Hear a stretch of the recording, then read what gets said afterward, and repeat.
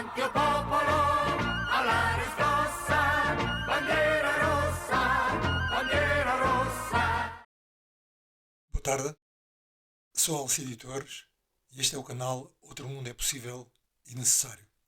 O objetivo deste canal é estimular o pensamento crítico e produzir informação numa perspectiva anti-imperialista e revolucionária, omitida, escondida e manipulada pelos órgãos de comunicação social oficiais. Queria partilhar hoje convosco uma ideia ou uma exigência feita pelo governo norte-americano no sentido dos países da NATO, incluindo a maior parte dos países da União Europeia e Portugal, gastarem em despesas militares e com a NATO 5% do produto interno bruto de cada país, ou seja, 5% da riqueza por eles criada anualmente.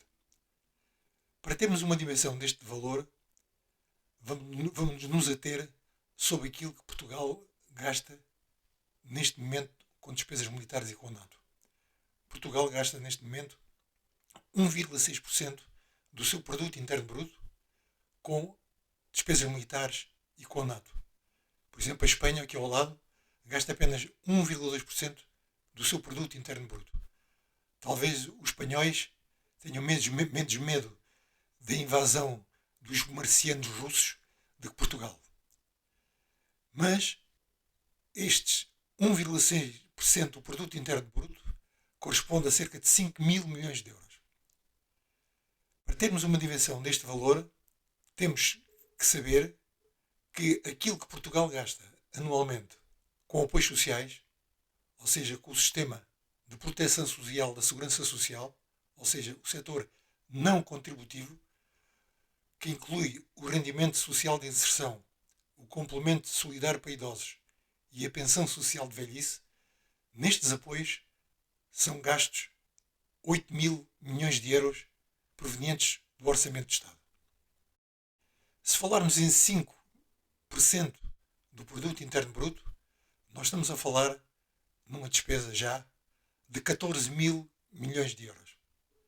14 mil milhões de euros corresponde àquilo que o Estado orçamentou em 2025 para as despesas da educação e da habitação, que correspondem a um pouco mais de 14 mil milhões de euros.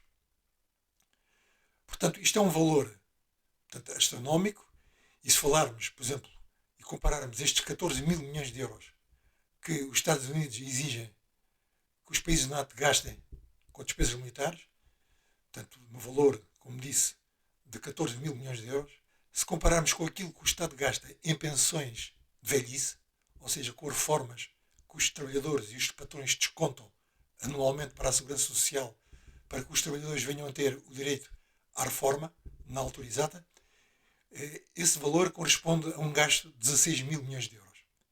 Portanto, estamos a comparar 14 mil com 16 mil milhões de euros.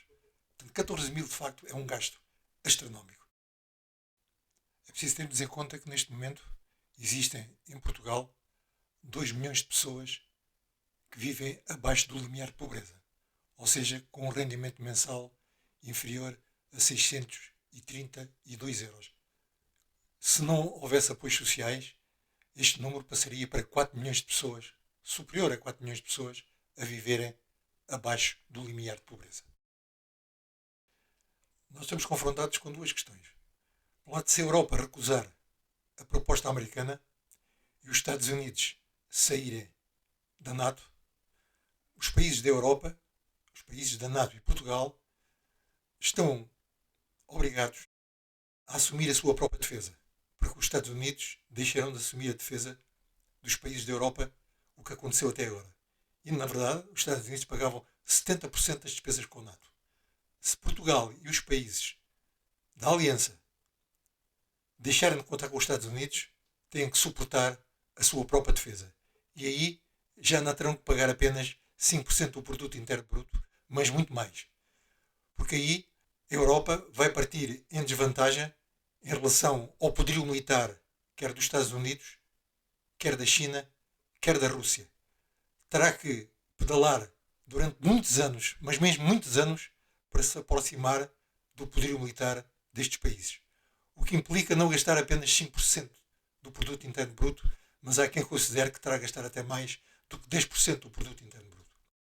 Seja numa situação ou noutra, seja 2% do produto interno bruto gasto com a NATO, Portugal ainda gasta, seja 5%, seja mais que 5%, as consequências são dramáticas para a sociedade portuguesa e para as sociedades europeias.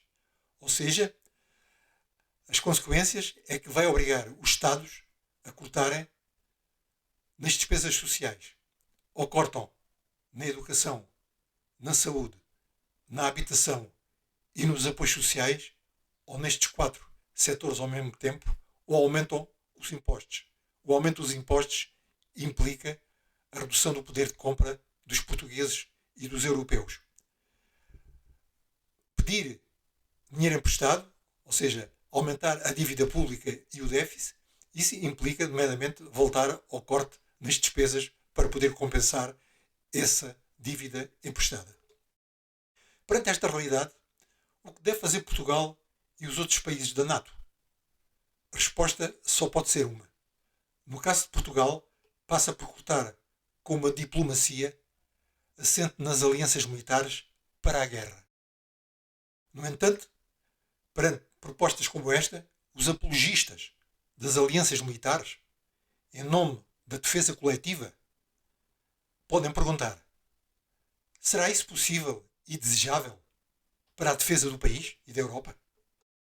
E perguntam ainda: existem por acaso países na Europa que vivam e sobrevivam sem alianças militares? Ou seja, sem aderir à NATO? Claro que existem. Em 49 países europeus, 17 não pertencem à NATO.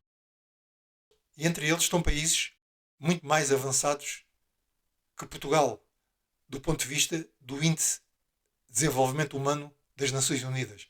Temos, por exemplo, países como a Suíça, a Áustria ou a Irlanda, que são países muito mais desenvolvidos no âmbito deste Índice de Desenvolvimento Humano do que Portugal.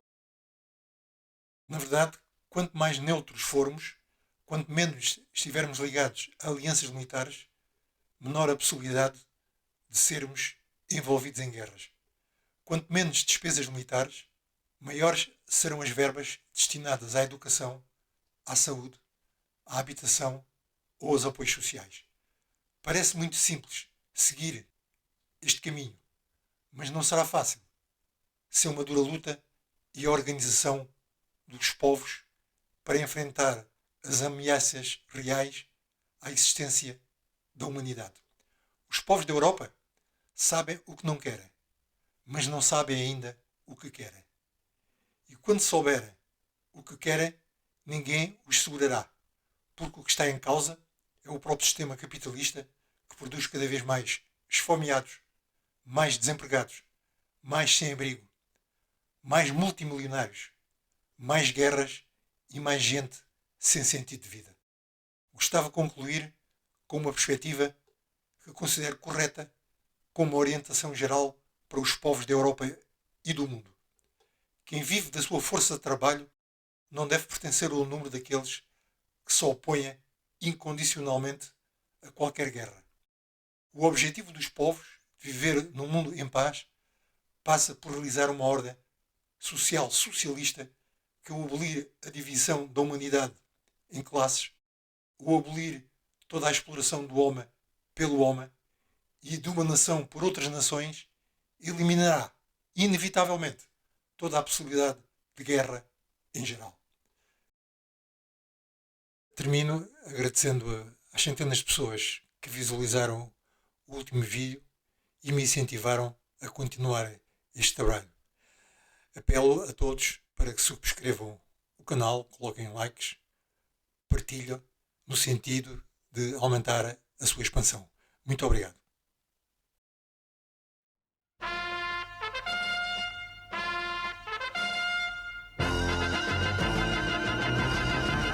Avanti o popolo!